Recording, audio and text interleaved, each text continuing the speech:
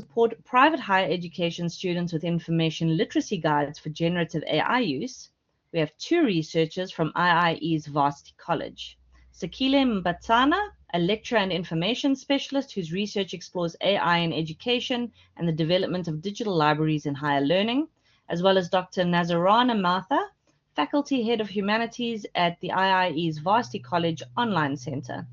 With a PhD in education and extensive experience across teaching and academic literacy development, she focuses on language learning and ethical AI integration in teaching practice. Together, they share an intervention aimed at equipping students with the literacy and integrity needed to thrive in an AI-driven academic world. Thank you so very much, Sakhile. We're looking forward to hearing from you and Dr. Martha.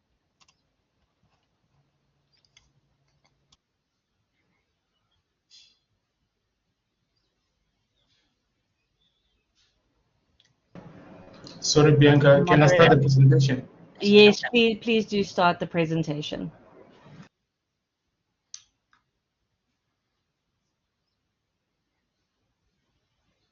While we're getting the presentation set up, Sakhile and Dr. Martha, if you feel comfortable enough, please could you share your video just for a short while so that my moderators can take a photo of you just for our collage. Thank you so much.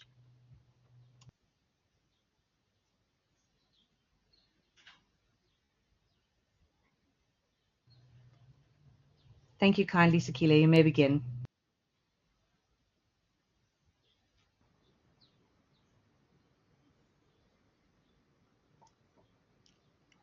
Are we sharing with sound?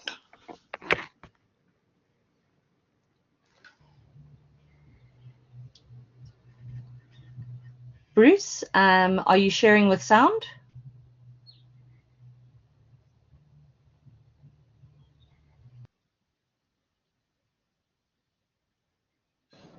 Yes, I'm sharing sound. Is it audible? We're just waiting for it to load again. Thanks. Okay.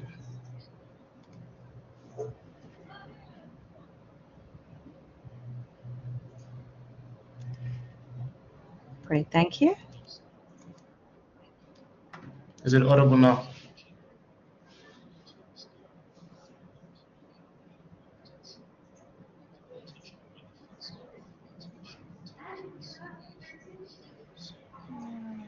I don't hear any sound except for the presenter speaking.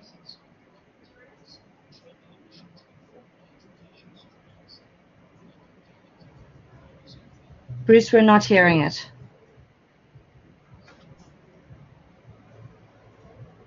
Okay, let me just try to share again.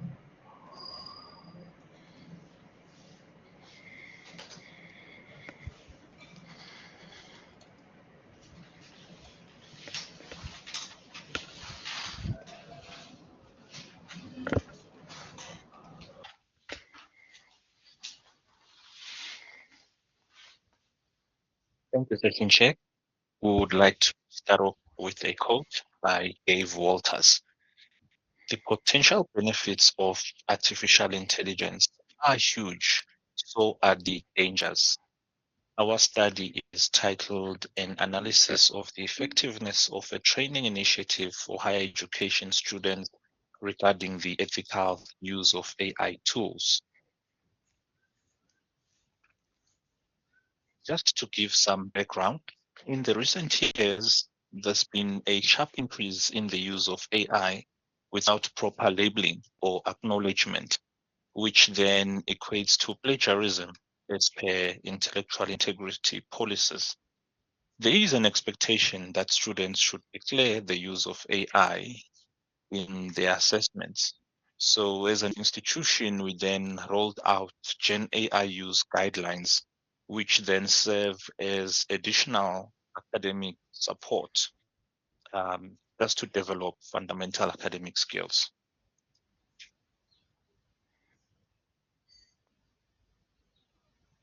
The literature review highlights the transformative yet complex impact of artificial intelligence and Gen AI technologies on higher education institutions. Scholars emphasize the importance of AI readiness and literacy, ensuring that both staff and students are trained to use AI tools responsibly and effectively. Research on how lecturers and students practically engage with these tools remains limited, particularly in the South African context. Existing studies do reveal mixed perceptions, institutional uncertainty, and a pressing need for clear ethical guidelines and evidence-based interventions. The aim of the intervention was to promote the ethical use of artificial intelligence among students by leveraging digital networks and resources to facilitate learning. It provided students with structured guidance through online materials such as videos, PowerPoint presentations, infographics, and recorded training sessions on responsibly incorporating and disclosing AI use in assessments. Lecturers introduced these principles at the start of each semester, and all support materials were accessible via the institution's learning management system, and a dedicated YouTube channel was created. So the initiative emphasized distinguishing between ethical and unethical AI practices, discouraging over-reliance on AI while promoting transparency, fairness, and academic integrity. This research seeks to shed light on the usefulness of an intervention that was developed to support students with using AI tools ethically. It was hoped that students would be supported to avoid AI contraventions, and then the number of contravention cases would be reduced. In this section of the presentation, the research questions, methodology, and research process will be detailed. This research seeks to address the following questions. What is the overall prevalence of the unethical use of AI committed by students? Has the intervention been successful in reducing AI contravention cases? To what extent has the intervention been successful in supporting students with the ethical use of AI?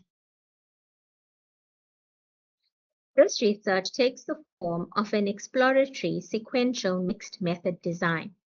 Exploratory research is defined as a research used to investigate a problem which is not clearly defined. It is conducted to have a better understanding of the existing problem, but will not provide conclusive results. The exploratory sequential mixed method design is typically characterized by an initial qualitative phase of data collection and analysis, followed by a phase of quantitative data collection and analysis, with a final phase of integration or linking of data from the two separate strands of data.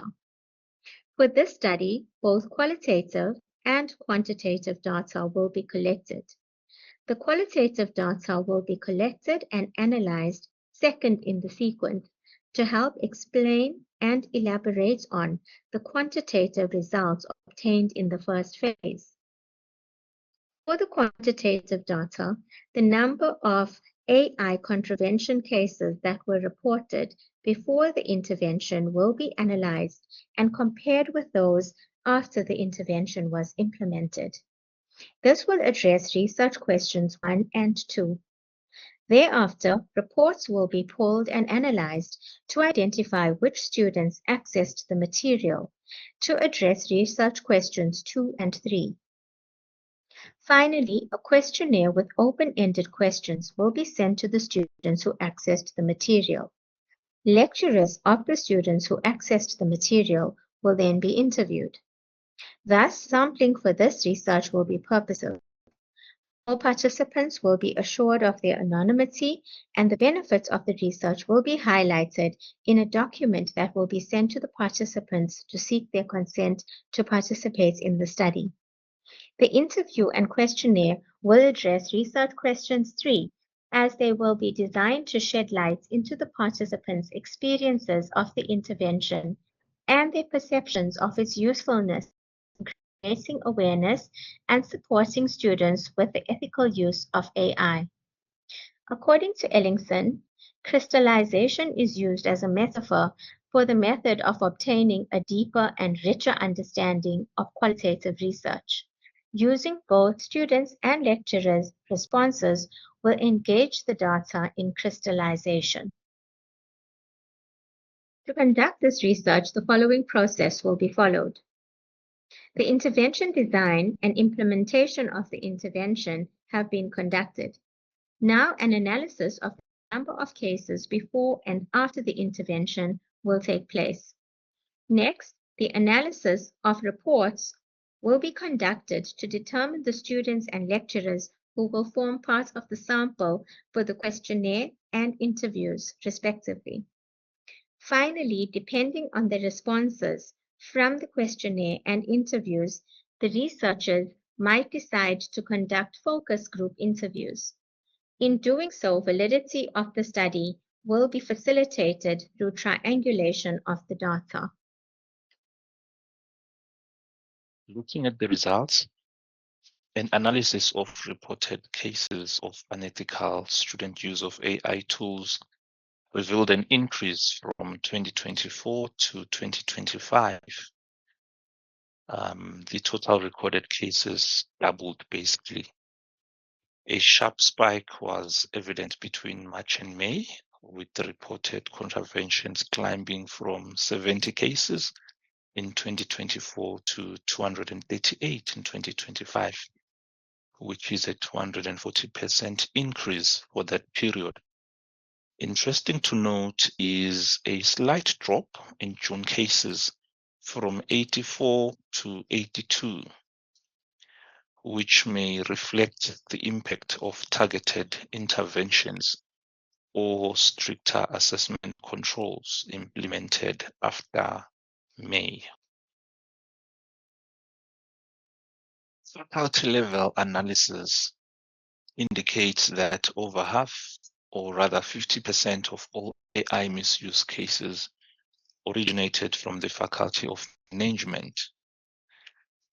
The School of Information Technology, not listed here, reported no cases during this period. That's possibly because of the nature of their assessments. Important to note is that AI misuse is more prevalent in disciplines with frequent written assignments such as essays, reports, or business plans. These are the forms of assessments where students may be more inclined to rely on Gen AI for content production. Of concern is the trend within the Faculty of Education, given that the students are future educators and are expected to uphold ethical academic conduct.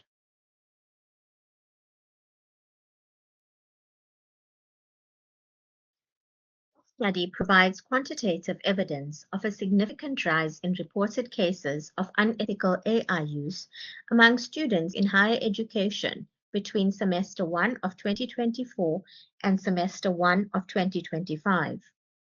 The sharp increase, particularly during peak assessment periods, highlights that generative AI tools such as ChatGPT are now firmly embedded in student academic practices and sometimes in ways that compromise academic integrity. The findings show that misuse is most prevalent in faculties with high volumes of written assignments, such as management and humanities, and overwhelmingly among undergraduate students.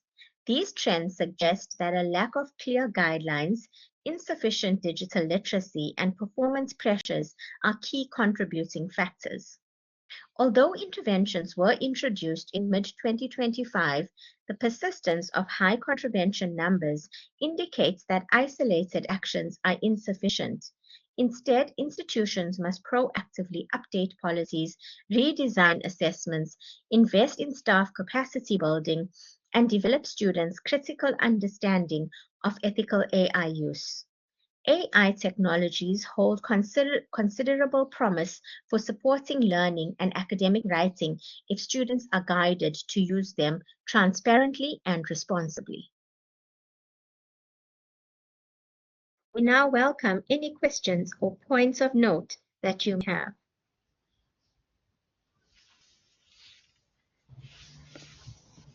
Thank you so very much for very interesting research. Are there any questions from the floor? While we're waiting for people to possibly type in the chat, I do have a question. What I see is that your intervention focused on building this ethical awareness around AI use, yet your findings do show an increase in AI contraventions after implementation. Do you think it reflects a failure of the intervention or rather a growing transparency so that more students are now aware of disclosure expectations and therefore they're being caught or they're self-reporting? Thanks, Bianca. I'll take this one, Sakhile, if you don't mind. I think that's definitely such an interesting question that you ask, and it's one that we discussed as researchers to quite an extent, like, did the intervention fail? And I think what you are saying is also quite accurate in that it's not necessarily that the intervention failed, hence the plagiarism cases increased, which would be like an instant, assumption. But it could have, on the other hand, created more awareness among the lecturers, that this AI is going around and this is what it constitutes an AI contravention and so on and so forth. So then the number of reported cases thus increased. And also it would have created awareness among students. But then another factor that comes in here also is that the institution where the study was conducted also started moving away from take-home assessments and more into exam and test structured assessments, where students obviously won't be able to use AI tools to complete the assessments. So yeah, those are all possible factors that we considered before drawing the conclusions. Thank you. Thank you so much for answering that for me. I must agree with you. I don't see it as a failure. I definitely see it as something that there's something there that needs to be extrapolated. So I think as you carry on with this, it's going to become more obvious. We do have a question in the chat from Kristen Mann. Which group or individuals produced the infographic and video interventions, and were students required to view them prior to taking the courses?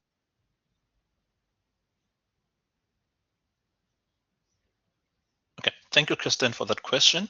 So we have a number of information specialists on our campus. So they developed the content together with our teaching and learning specialists, EdTech, educational technologies, and lecturers who are very clued up when it comes to AI. So it was more of a collective partnership in developing this content. Thank you. Wonderful. Thank you so much, Sakhile. I'm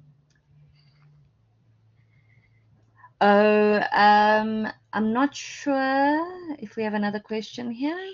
No, it appears that we are finished with questions. That being said, Dr. Martha and Sakhile, I do urge you to please share your contact details in the chat. I know a lot of people are sometimes scared to ask a lot of questions in the session, but they would ask questions later on. And there we go. We have another question from Amy.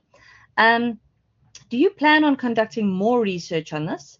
If so, could you integrate AI use protocols prior to student use to see if students will comply? Of course, teachers could have to be extremely transparent before the utilization of AI in the classrooms.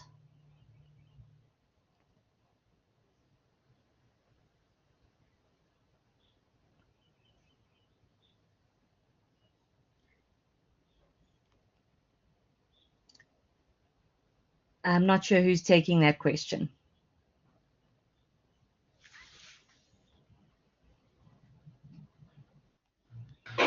I'm happy to take this one, Bianca. It's just my background is slightly noisy. Apologies for this. Well, we do now have, different policies and procedures in place that, will be shared with different lecturers and students, so that students are aware. And I think this is part of one of the recommendations that we made, is that institutions need to be transparent with their policies and practices and processes in terms of how AI possible contraventions, suspected of AI contraventions will be handled, so that students are aware and then can follow the procedure. So at the institution where this particular study was conducted, it's quite interesting because they have a three-pronged requirement for students who use AI tools. The first is that the AI tool has to be labeled in the submission, and then must be provided, the full details in the reference list. But in addition, an acknowledgement letter has to be accompanied to the submission, stating where the AI tool was used and how it was used. Thank you. Wonderful. Thank you so much. I see that Amy says, thank you for the information. So with that being said, I appreciate the time that you've taken to present this information for us. We can all benefit from your findings, and I'm looking forward to seeing if this goes further and what you are able to extract from the information. Thank you so very much, Dr. Martha and Sakhile. You're welcome. Thank you for having us. Wonderful. I see that our moderators have kindly placed Amy into the presenter position. Amy, you're more than welcome to share your presentation, and if you need assistance from one of the moderators, please do ask. Let me try to see if I can do it.